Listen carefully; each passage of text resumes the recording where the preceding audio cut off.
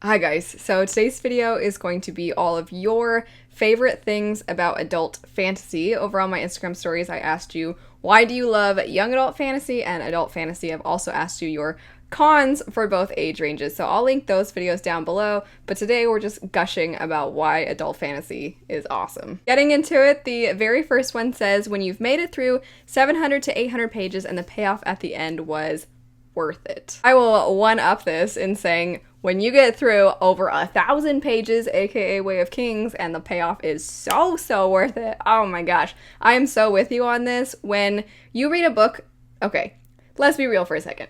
The downside is that sometimes it's not worth it, right? Sometimes you get through all those pages and you're like, it never got better. But man, Way of Kings, I'm a big fan of Brandon Sanderson. Most of you already know that. And the first chunk of Way of Kings, man, it took a while. Like, my interest was peaked, but it was so slow for me. But oh my gosh, the more you get to know the characters, the more you fall in love with them, the more you get to know about the world, the more fascinated you are.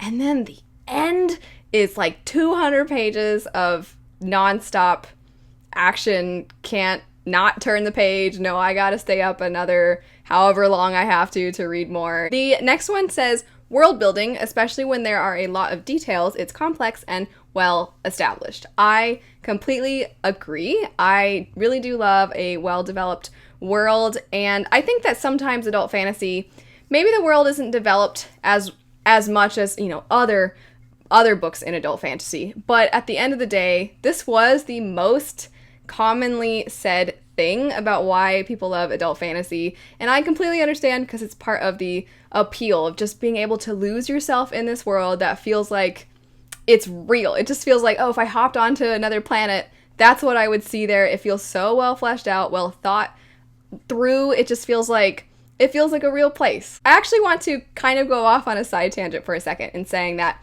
I think a lot of us who are fans of fantasy, which falls under genre fiction, have at some time or another had to hold ourselves back because we hear people who are usually it's fans of literary fiction, but not always. We hear them say things like, fantasy isn't very good, it's gimmicky, the writing's not very good, so on and so forth. And I'm not saying they're necessarily right, and you definitely can find pretty writing in fantasy, but whether it's young adult or adult, my opinion is there's a reason that the prose aren't super gorgeous regardless. I mean, Sanderson's pretty straightforward. Joe Abercrombie's pretty straightforward, and I appreciate that because of this very thing.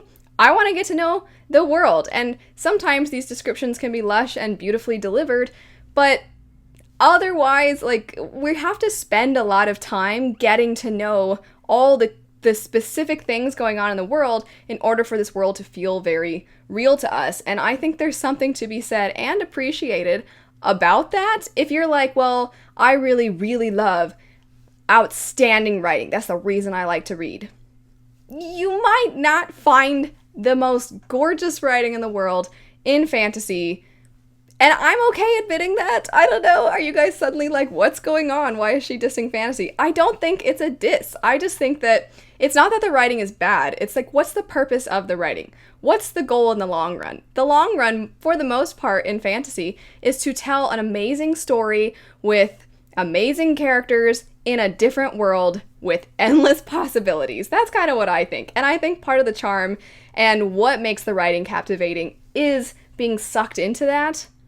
Does that make any sense? Fans of anything that's not considered genre fiction, yeah, it's okay. If you don't like all that stuff, then fantasy's probably not for you. You can stick with Cormac McCarthy, but I like me some dragons and some good world building. Tangent over, back to your regular scheduled programming. The next one says, characters acting their age. I actually don't know how much I 100% agree with this. I don't think I do.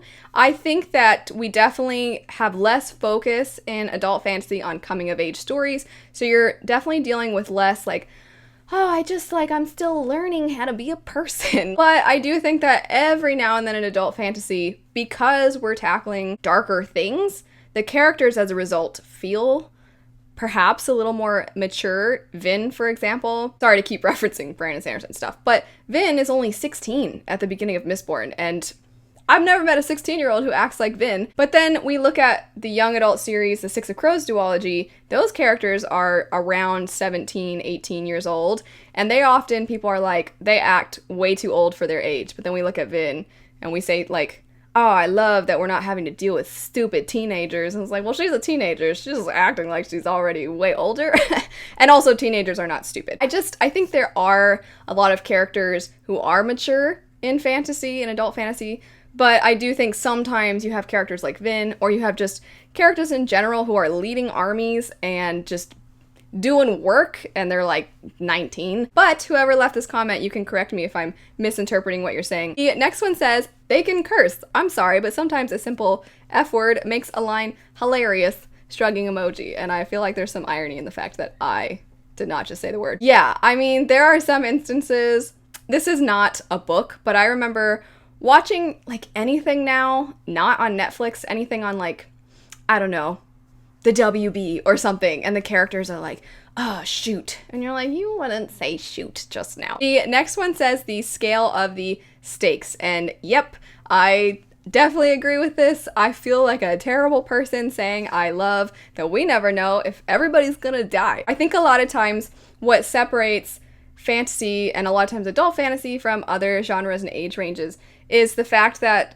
you genuinely don't know if the characters are going to succeed. That definitely adds a level of suspense. And a lot of times, what I think is great about other genres is they're often taking an intimate look at a specific character, going through something that normally is very mundane or very everyday, and exploring how a person is a person, how they either get through that or how they descend from that. Whereas fantasy, it's like, hey, everybody, the world's gonna end, so we better get our stuff together. The next one for me basically sums up why I love fantasy in general. It says the fact good fantasy can be action, romance, and or horror, anything you want, plus dragons. That is everything I want. That's everything I want. I want to see these magical worlds where there's all these crazy politics and it feels like endless possibilities and things are just so cool, and there's dragons. This next one says it can be pretty dark, which makes the wholesome parts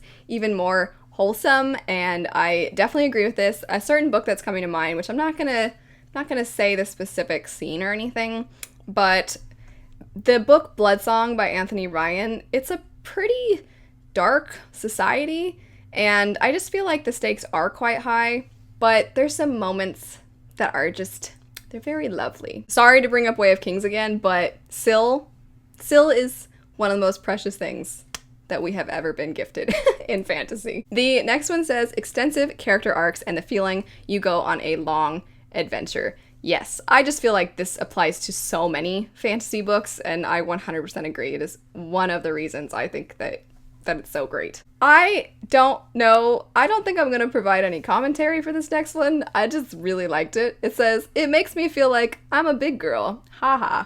I feel like a big girl too. This next one I think is lovely. It says, I love adult and young adult fantasy for the same reason, magic and fantastical worlds. This next one, I'm surprised that I think it may have been the only one that said this, but it says political intrigue. And that is one of the absolute main reasons I love fantasy so much. I think Queen of the Tierling is great for that. You just feel like there are always so many issues that our character has to deal with, and I really loved that about that book. I also think that not quite the same, it's more of like military politics, but there's a scene in one of the first law books where one of our characters is playing these two individuals in the military, and it kind of is drawn out a little bit, but it was really entertaining because he's saying the exact same things to these two people, except for he's referring to the other person, and so he's getting what he wants from these people. If you've read it, you know what I'm talking about. The last one, I specifically saved it for last. It says escapism, and the reason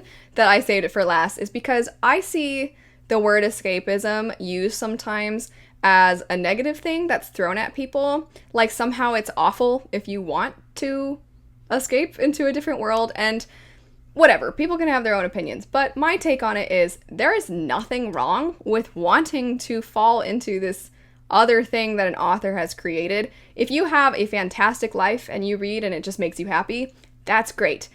Also, if there are people who maybe don't have fantastic lives and are going through some stuff, and just reading words on a page makes them able to endure what they're going through, I think that's amazing. I know from personal experience there have been times in my life where I wasn't in the best state of mind, and the fact that something so simple could help me was, I think, a beautiful thing. So anytime I see people say like, well, I read for other reasons, but if you read to escape, that's fine. I'm just like, okay. At the end of the day, unless you're reading nonfiction to gain knowledge, if you're reading fiction, you're reading fiction because you want to read fiction, right? And you can try to act like your reasons are better than other people's reasons. You can try to act like the things you read are better than the things other people read. But at the end of the day, sometimes life is hard, and who cares? Who cares? Just read what you like. Anyway, thank you everyone who submitted your answers to this. I also have the why young adult fantasy is great video and the cons for why you guys sometimes don't love certain things about both young adult and adult fantasy, so I'll have those linked down below. If you have any specific videos that you want me to do that have to specifically do with young adult versus adult in some capacity, let me know. I definitely have some ideas. There are definitely some things I'm going to be doing comparing and contrasting the two, but I would love to hear your input or if there's anything you would like to see. But anyway, thanks so much. I hope you guys have a great rest of your day. Fantasy is awesome, and I'll see you guys later. Bye.